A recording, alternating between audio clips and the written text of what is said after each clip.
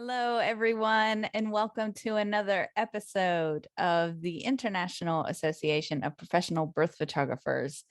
Today, we are featuring our member, Cyd Lapour, who is based in Baton Rouge. Cyd is a full-time photographer focused on photojournalism and documenting real-life moments. As an area coordinator for Now I Lay Me Down to Sleep, she serves an average of 3 to 4 families per month who have to say goodbye to their littlest angels too soon, in addition to her regular birth clients.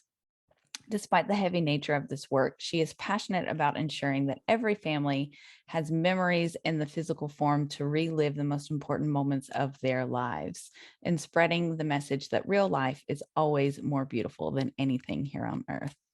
Hello, Cyd, and welcome. Hi, thank you so much. I'm so happy that you are here. I was just saying before we started recording that I'm so happy to be chatting from someone in my neck of the woods.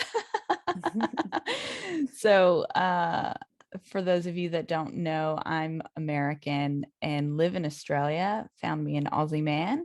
And it's so nice to connect to someone that that knows all of the cities and towns and things in between from where I'm from. So welcome to the show. I'd love it if you could tell us a little bit about yourself, where you're from, how'd you get into birth photography, basically your life story up until now.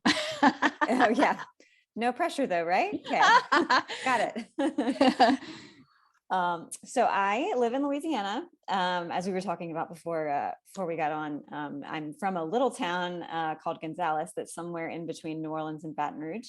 Baton Rouge is our capital. People tend to think that New Orleans is because it's such a big city, but I'm sort of somewhere in between. So I serve both areas a good bit. So it's life is definitely interesting down south in Louisiana. There's no place like it for sure.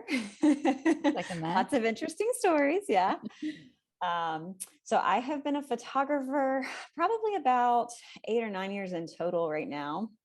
I started in photography initially because I have a son who is autistic. He was diagnosed at 2 years old. And photography sort of evolved for me from trying to document his life as it was, which is kind of how I got into photojournalism specifically. I don't know how familiar you are with autism as a whole, but my son in particular, yeah. Oh, that's great. Well, I didn't know we were fellow autism moms. Yeah. But yeah, so at 2 years old, he kind of had the typical not wanting to make eye contact and things like that. We would try to take him for photos in studios and he would just freak out and have meltdowns. And what we didn't realize then was that his hearing was so sensitive that the hum of the lights, the studio lights, would sort of trigger him and he would have a meltdown. And so, but all I knew at the time was that I just couldn't get photos of him unless I took them. And he never really wanted to make eye contact. So we were never sort of able to get the looking at the camera and smiling photos. But what I realized is that just sort of running around after him with a camera, I got more sort of real life, authentic moments, just photographing him where he was, how he was, doing whatever made him happiest. And those photos were ultimately always going to be more important to me than the look at the camera and smile and cheese photos. So I just kind of decided, you know what, I'm not going to chase those anymore. They make him miserable and I don't really need them. So I just started focusing on sort of embracing who he was and how he wanted to be photographed and just what life with him was like. And then I sort of gradually came to the realization that it's not just autistic moms that need that. I feel like everybody needs a little bit of that in their lives. There's something to be said for the smile and cheese photos, but I'm very passionate about real life always being more interesting and funnier and just all around just more wonderful. I have an imagination, but I never have I don't have more of an imagination to get a better photograph than I feel like real life can give me. Like I have so many photographs that if I'd have planned it, it wouldn't have, happened that way. Yeah. So I'm just a big fan of really paying attention to the beautiful things and the interesting things and the funny things that happen in our everyday lives and those moments ultimately making up the things that we want to remember, and not so much the, the cheesy photos. So that's how I got into photography in general. Just sort of evolved from there, and it was sort of a natural thing to get into birth. I basically just had a coworker at the time ask me, if I would come photograph their birth. And, I mean, I'm sure, like it, usually just one hit and you're like, oh yes, this is it. That's all it takes. This is it. Yes. Yeah. So, and it sort of, it fit how I naturally wanted to photograph, because you don't have that same expectation of, oh, I look awkward and can you make me look skinny? And, like you don't get those kinds of things. People, laboring mom doesn't really have much choice except to just let you do what you do and forget about you, Yeah. And that's always where I get my best photographs, is when people act like I'm not there. I just tell people I'm a fly on the wall, just act like I'm not here. So birth photography just kind of evolved from me from there. I've been doing it for almost the entire time I've been in photography. So probably 1 year short. I think I got into it about a year into my career, and it's been staying very, very busy, especially since COVID. I feel like a lot of parents have sort of realized the value of documenting those moments now that they can't have a lot of people in the room, like they used to be able to. So, but yeah, that's kind of how I got into it. Yeah, that's kind of my story. I live in Louisiana. I have the one autistic child who is newly turned 13, and then I have a 15-year-old. So we're surviving that day by day, the teenager phase. I have a girl that's just turned 17, and so wow. Feeling the whole teenager vibes. Yes. Gosh, there's so much that I resonate with you with on, everything from documenting to having an autistic boy. Mine is 5. And we've just kind of gone through the process of like realizing that he is autistic. And it's been so much fun to kind of unravel, like, what are all of his cute little quirks? And, I just said to him the other day, we're trying to teach him to pick his plate up off the table. And so I said, Lennox, go pick your plate up and go put that in the bin. And before I even realized what I said, I was like, wait, no, and he had already picked up his plate and ran to put it in the bin, but he dropped it before he got there. I was like, no, I meant the food on the plate. So, we're like trying to reshape our language around him. Lennox, your shirt's on backwards, turn it around. And he like physically turns his entire body around. And I think, you're a genius. I never would have thought of turning my shirt around by just turning around. You don't realize how weird so many of the things that we say on a day-to-day basis are, until you have a child that takes everything literally. And you're like, you know what? You're not wrong. However, we just have to look at this a little differently. Yes. So I definitely resonate with that. I resonate with the taking photos of him and it being difficult and trying to get him to sit still. And, right after he was born, I tandem breastfed my, at the time, 2-year-old and the newborn, who's now 5. And there was a moment where I was in the shower with the newborn and the 2-year-old wanted boob. And so he just kind of like took his clothes off and welcomed him into the shower with me. And I ended up sitting on the floor with the newborn and kind of moved the shower head. And then the other one came and latched on. And I was like, where is my on-call photographer to come and snap it? Because this is what I want to remember. And then you're like, hubby, can you come and take a picture? And he's like standing up. You're like, you got to get on eye level. Hold.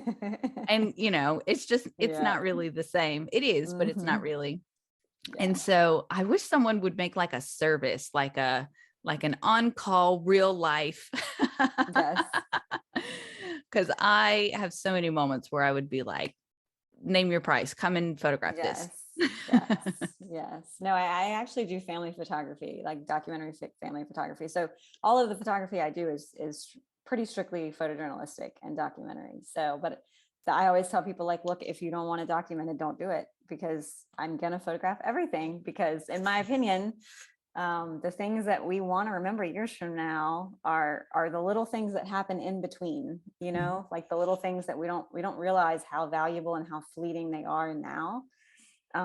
So me as an observer, that's my job to notice, just like in birth photography, you know, you watch the relationship between the birth partners and you know, any family that's in the room, and I'm always going to notice things that anybody else, even like grandma with the camera, are not going to notice, because to them it's routine, it's every day, they see it all the time, so it doesn't register anymore as being significant, or they just don't realize that it's significant. But as an outside observer, I can sort of note those things and make sure, you know, to get those things. And they may not think it's going to be valuable now, but that's kind of the value of experience doing this, you know, for years now, is like, I know that it may not matter to you now, but it's going to matter to you later.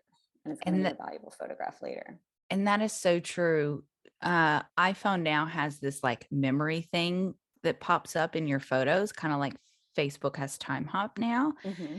And something popped up of my now 8-year-old of a cute little facial expression that he used to do. And it popped up in my memories. And I watched the video clip and I thought, I forgot that you used to make that facial expression, you know? And so now my 5-year-old has this expression where he like rolls his eyes and does this big cheesy grin. And I keep trying to get a video clip of it, but because he's autistic, he doesn't like to be, you know, the camera. And so that there's so many fleeting moments like you described that you forget, or, you know, and then when I heard his voice, his sweet little voice talking while he was making it, I thought, oh, I forgot what your cute little voice sounded like until you get to, you know, play those things back. So it really is so important, because that is really all we will have. Exactly. And we never know when the last time that they're going to do anything is. So, I mean, even with my autistic son, he perseverated on things for a while. And for those who may not know, who may not be familiar with autistic, like the vocabulary, perseveration is just basically kind of not an obsession necessarily, but just getting stuck on a particular subject that they sort of wear out for a very long period of time. And everything in their life sort of revolves around that subject. And they can have one for years, or they can, yeah, exactly. Yeah. It's like, it's a whole another level of obsession. And my son's been through several over the years, but it was intense. And in the time, you know, you're just so tired of hearing about these things and just living this life, you know, but I go back and look at photos now, and I always did try to make it a point to photograph everything that he was sort of into. And now it's like this little time capsule, you know, of the different stages that he went through. And I can see how, you know, he moved through the different stages of development with those different perseverations. And I can see their value now versus at the time, all I could think about was like, oh my God, I can't hear about Super Y one more time, or Thomas the Train one more time. I just can't, you know. But they're valuable in retrospect, you know. So the work that I do, I like to tell my clients, like, look, I want to be your family historian, you know, like I want you to have a memory book of what your life was like, and the stories that you told, and the stories that you were part of with one another, and the stories that you wrote together as a family, you know. And then, you know, like the faces that you make now, and maybe that your grandkid makes it one day, and your kid's going to get a kick out of these photos because they did that when they were born, you know, and things like that. Like, you know, like, you just got to trust me with this. Like, it's going to matter later. I love things that suck now matter later. They do. And I love that you just labeled yourself as a family historian. Like, that just hit me in the heart so much. I found a photo of my younger brother, and he's like making this big cheese with his hands up, and he's got like this bowl cut and he's so cute. And whenever I saw it, I thought, oh my God, that looks just like Sam. Like, I swear I've taken a photo like this. And I dug and dug and dug. And I finally found a photo that I took of my now 10-year-old that looks exactly like my brother, down to the facial expression, down to the bowl cut, down to the hands in the, you know, up in the air. And I thought, this is creepy. This is creepy. And I just thought, gosh, what an amazing family resemblance, and how we pass down not just like genetically, like facial express not facial expressions, but like eye color and hair color, but we also pass down those little quirks and body language, and what's the word I'm looking for? Mannerisms Mannerisms, that's the yeah, word. Yes. yeah, And we yeah, pass those down. yeah. And that was so cool to see, to be like, oh, you do look like a Pusho, because he looks Yeah. just like his dad. So That is a very Louisiana name, Pusho. that is a very It's a very Louisiana Louisiana name.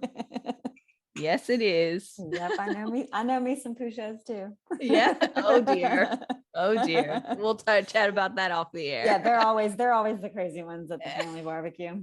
Yeah, I get it. Yeah. Yeah, no, that's great. Yeah, I one of the things that I tell people all the time is like, look, it sounds morbid, but you have to realize photos are going to outlive you. Like the Mhm. photos that I take of you today are going to be your kids' memories later when you're gone, and they're going to tell your story to your grandkids and your great grandkids. Like I did the genealogy thing, a few years ago, and there are some photos from the 20s and 30s, and it's just so fascinating to look back and realize like that's what I came from, like these are the people, this is my history, this is, these are my people. And like it's amazing to look back at those photographs and to think like, I mean, they took them back then, not at the rate that we take them now, obviously. So I'm grateful for what we do have, but I think that all the time I have to remind myself to get in the picture, just like every other mom, and especially photographers out there, we're the worst about it. Yeah. Because it's not just about me. It's not even just about my kids. It's about the stories that we're going to be telling for generations when I'm not here to tell them anymore, so I think it's just Legacy. so important, yeah, Yeah. exactly. So one of the things that you said in your questionnaire is that you shoot from the perspective of having that baby look at those images in the future. And I thought, what a unique perspective, because we're always shooting for the present moment, right? We're shooting to preserve the present moment, and we are preserving the present moment, but we're shooting for instant satisfaction. And we live in a very instant world, don't like your selfie, delete it. Whereas you used to have to like set up a tripod, put it on film. You only had 16 or 30, 24 images, depending on if you're using large format or medium format. And then you had to wait a week for it and then get it back. And you're like, oh shit, it was underexposed. Or, Yeah. so that was like a 2-week process. And so everything is so instant now. Do you think that shooting from that perspective of that baby looking at it in the future, does that alter how you approach documenting? I think so. But I have this conversation with my clients up front. Mhm. Because there's so many different ways to document, and I don't think that there's a wrong way to do it, as long as you're in clear communication with your client, you're all on the same page. But I just tell them up front, like, look, the way that I work is that, I feel a responsibility to tell the story, how it happened from a documentary photojournalistic standpoint. Um, Sometimes that's comfortable, sometimes it's not, but it's always valuable. Like, we are humans, things happen. And I think it's very important to pass all kinds of photographs down for our children. Because you have to keep in mind, if you're having a baby girl, she's going to be in labor one day, and she's going to be having her own baby girl, and she needs to know what what a powerful ride it is. But it's difficult because she needs to know it's okay to feel like you can't do it. But there's value in seeing her mom sweaty and maybe not looking her in most Instagram perfect. Getting through that, realizing that she thinks she can't do it, but she's gotta, and she's going to, and she's gonna pull it out, because she loves her family. She's ready to meet this baby girl.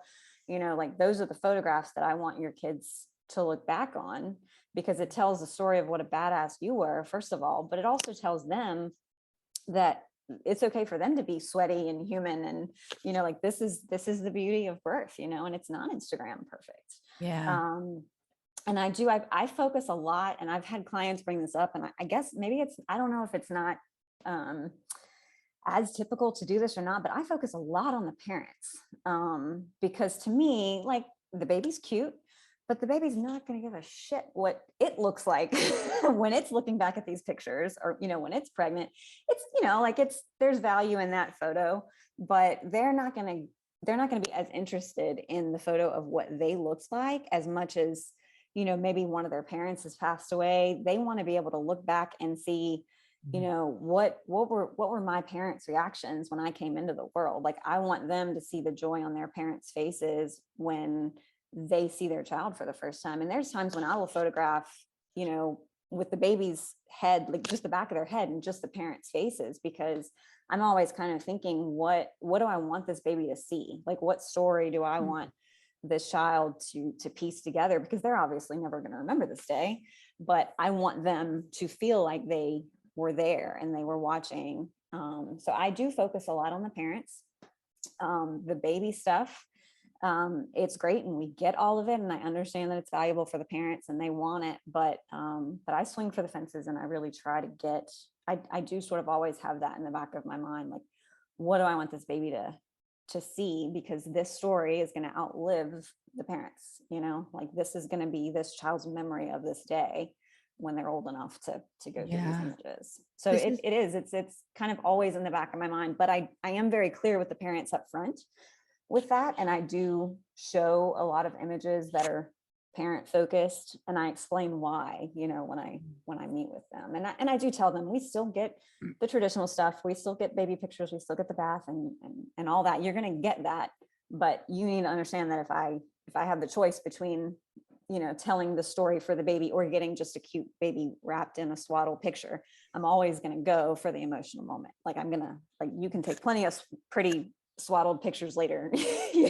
Like, that's not what I'm here for. I'm here for the broader picture and the story.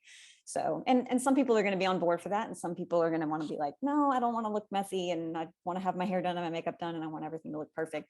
And that's fine. It's just not what I do. Yeah. So we just try to kind of talk through things up front. That's such a powerful perspective. And you're absolutely right. And while you were talking, I was actually thinking about how it makes sense. Like, of course you would want to tell this story from the perspective of the parents. Because when I look back at my own baby pictures, like, yeah, that's really cool. Or I have a few photos from when I was born, not a lot. But they're pictures of my parents holding me and cuddling me, and I see their facial expressions, and I can see how that would be so much more beneficial, because my parents have so many photos of me as a baby. Like, I can see myself from 1 day old, all the way up until 35, because that's their job to be documenting that. I mean, of course, we'll come in and document that as documentarians as well. But you know what I mean? Like, those little snapshots and stuff in between. And so what a super powerful perspective to look at that and tell that story, because you're absolutely right. When I think about what you just said, I'm like, of course, I'm more interested in my parents and what they were like when I was birthed, and less about me. Yeah, it was cute, but yeah, but you're right. I mean, your parents, especially now when everybody's got a cell phone and everybody's taking a million pictures of their kid all the time, your kid's never going to forget what it looked like as a baby, because your parents are going to have 50 billion images of it, Yes. So, like, do I get those photos? Yeah, but they're a small percentage of the rest of the gallery, because they're just not, they're ultimately not what's going to matter to that baby. And I do want to give that mom perspective, because I understand, babies change very quickly. But yeah, my end goal is always, what do I want this kid to see? What do I want this kid to have when they're going through the process of childbirth themselves, or they're, supporting their partner in childbirth? What do I want them to be able to look back on and sort of sort of remember, even though they can't physically remember it. I Yeah. sort of like to think that I can be their memory in that instance. Hmm. I I had a client once. There I learned the very difficult way that there is a huge distinction between lifestyle and documentary. and Yes. and I learned that the difficult way, because I was advertising lifestyle, but I was shooting it as documentary. And so there was a massive miscommunication between myself and my clients. And I had a client once whom, when you booked a birth with me, you got a free lifestyle session, which was actually documentary. Um, and I was having so many issues with, like, clients were coming in and they're like, okay, what do you want us to do next? And I was like, I don't pose you. And they're like, but this is lifestyle. And what I quickly learned is that lifestyle is posed to look Hmm. natural. Yeah. And Hmm. documentary is actually no interference from the photographer. And so Yeah. when I caught on to that and I started advertising it accurately, I had a client who got a free documentary session when she booked her birth photography session, and she postponed like 3 or 4 times, like throughout the 12 months post baby being born. And I eventually said, look, like, I've never had this issue happen, but I'm going to have to put a cap on how long you can utilize this for, because I can't come back 18 months later, you know? And so she was like, that's fine. I'll just forfeit the free session. And I asked her, I said, so, but why did you want to forfeit that? And she said, because I know what you're documenting is the real raw us. And I'm afraid that you will see something that I did not. And I'm afraid that when I go back and I look at those images, that I'm going to see everything, as in, like, all of the flaws, all of the emotions, all of the, because it is not posed. And I think this is why we have a lot of people who prefer studio photography maybe over documentary photography, is not necessarily that it's a masking, but it can be confronting.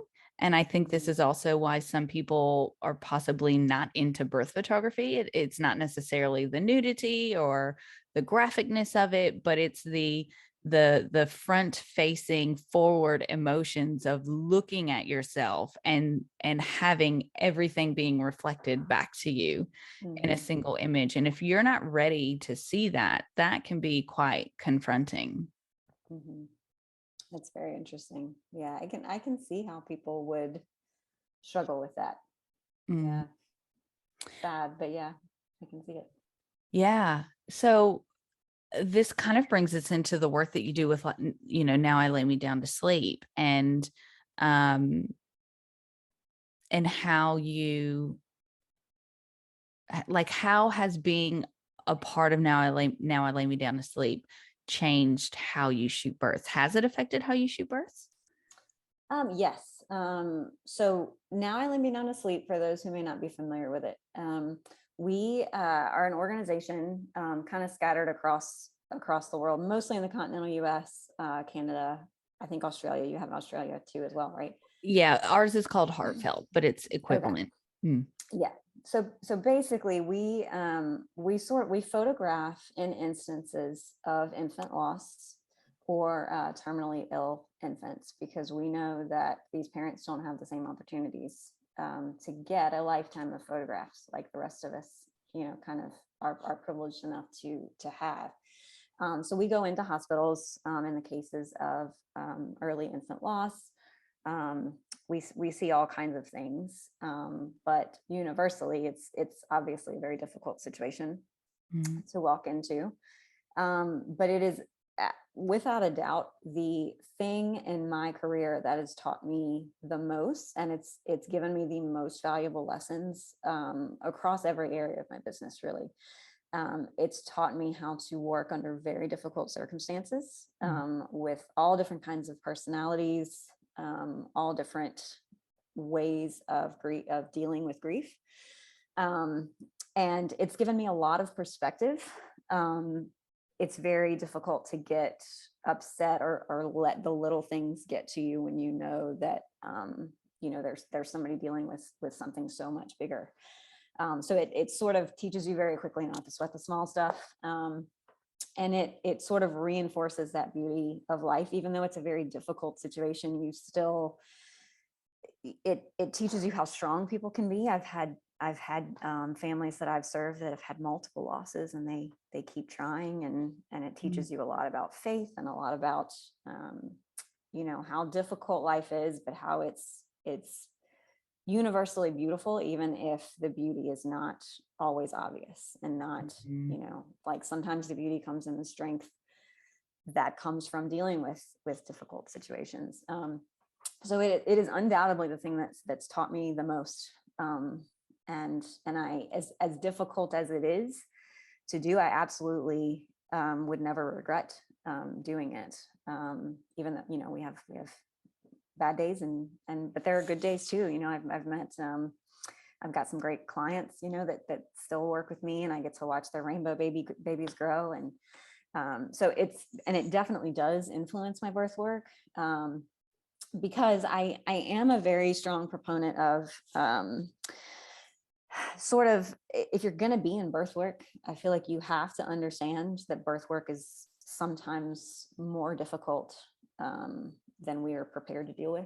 Like when we go into it, it's easy. I feel like every year there's sort of a wave of people that get into it, like, yay, cute babies, this is great, and then they get into it and they have no idea the work that it takes to do the work justice. And then they don't really think about, especially here in the US, like we have a pretty high maternal, fetal complication rate, and our C-section rate's really high, and we, our healthcare is not the best over here all the time.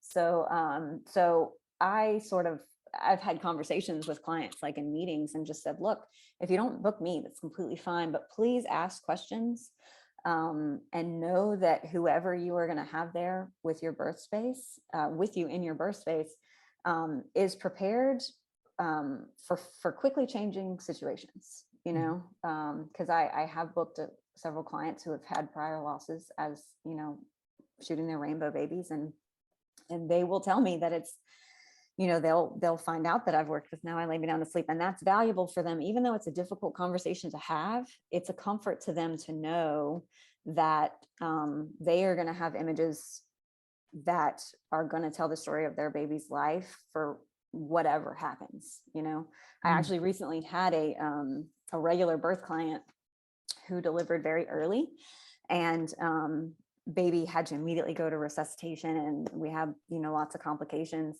And it does sort of travel with you a little bit, because when that baby comes out, and I'm also a doula, so I sort of know a little bit more than I think the average birth photographer does in that realm. So I knew when he came out that things were not copacetic. Yes. So I immediately had that thought. And I have conversations with my clients without sort of getting into too much detail. But I do have conversations with them that let them know that I will photograph whatever happens, and working with Now I Lay Me Down to Sleep has given me a relationship with the hospital that has been very valuable. They don't give me necessarily special treatment, but there is something to be said for knowing that they know that I have seen everything that there is to see, and that I have been in some very difficult situations, and they know that I'm going to keep my head, and that I'm not going to freak out or pass out at the sight of blood, or, they're not gonna have to worry about me as a liability. So for this particular client, they let me go into the resuscitation room. I was able to photograph the whole way through, because they trusted me to, not sort of put them at risk, and to let them do their job. But they also knew that it was, if something did kind of go south and things did not resolve themselves, that the parents were really going to want whatever images that they could get. So that was the closest shave that I've had, because we were all, me and the mother baby nurses were all looking at each other like, okay, we all sort of knew what was happening, and the parents were oblivious, and everything's fine. Baby's fine. He was in the NICU for a little bit, but he's doing great now. But it does sort of travel with you, but it sort of reminds you of the responsibility that we have, because it's easy when you're a working birth professional, to get in that mode of it being a job. And if you do anything for long enough, you get used to it, like, OBs, they deliver multiple babies every day. And it's like, after a while, it does sort of just become the job if you're not careful. And working with Now I Lay Me Down to Sleep is kind of a constant reminder to me that it's always about more than the money. It's, like, it's always about, like, I have a responsibility, as a documentarian, as a historian, beyond the paycheck, to make sure that whatever happens in a birth, that I tell the story and I give the parents everything that they can have, in a way that helps them relive it. And, sometimes there's a possibility that things might go sideways, but then those images are even more valuable. So it definitely has informed my work in a lot of ways. And I'm very passionate about it, even though it's very difficult work. And I don't think it's something that everybody can do. Agreed. I myself have not had a loss. People ask me why I do it. And my answer is always, when I got into it, the answer was because nobody else would. That's what it came down to. Yes. I found out about the organization not long after starting my career, and I sort of had it on the back burner, like, one day when I get better, or when when I'm more established in my career, and when I feel like I'm good enough, but I had a nurse call me, and she just said, if you don't come, they're not going to get anything. And then at that moment, I had to ask myself, am I going to feel worse about doing this? Or am I, like, what's going to make me feel worse, doing this or not doing this? And I kind of had to come to the conclusion, for me, I was going to feel worse if I knew that there was a family out there that really wanted photos of their baby and couldn't get them because there wasn't anybody to show up, So for me, I do it sort of, initially, I started out doing it sort of as my thank you to the universe for my healthy kids, because I never had to go through that. We have had volunteers over the years that have had losses, and they get into it and they realize they can't handle it, and they get back out, and I have nothing but respect for that. I understand that not everybody can do it, but I do feel like those that can really should, because it's something that will never leave those families. Yeah. And very valuable. And I think that going back to what you said about becoming a birth photographer, I think a lot of times it's not if, but when, and I know, especially for me, whenever I became a birth photographer and I started shooting births, it was like, oh, birth, happy, life, thriving. And then you don't realize, like, that's not always everyone's end story. And when you're doing it full time, eventually you are going to meet somebody along your journey that does not have happy, thriving, life in birth. And I think that we have a common association with birth with life, but really and truly, birth is going through the portal. And I love that you have really embraced, being able to document those kinds of births, because it is still birth. And so I'm very much the same. I always have a discussion with my clients in a very non-forward, like, my language isn't like, if your baby dies, but we do have a discussion where I explain to them, you're hiring me as your birth photographer, and I want you to know that birth to me is being birthed through a portal, no matter what happens. And so if you birth at 13 weeks, or if you birth at 33 weeks or 43 weeks, no matter what happens, I'm your documentarian. And so, like, if you feel like you may not want that documented, or if things aren't going the way you expected, I'm probably not the person for you, because I view birth as birth, And so, I think that is a really important distinction when it comes to birth photography. Is, yes, I agree that not everybody can shoot that. Like, I did heartfelt for a little while, and eventually my heart was so heavy, it was like, okay, I need to take a step back and reevaluate my own emotions and triggers and kind of deal with my own stuff before I can step back into that space.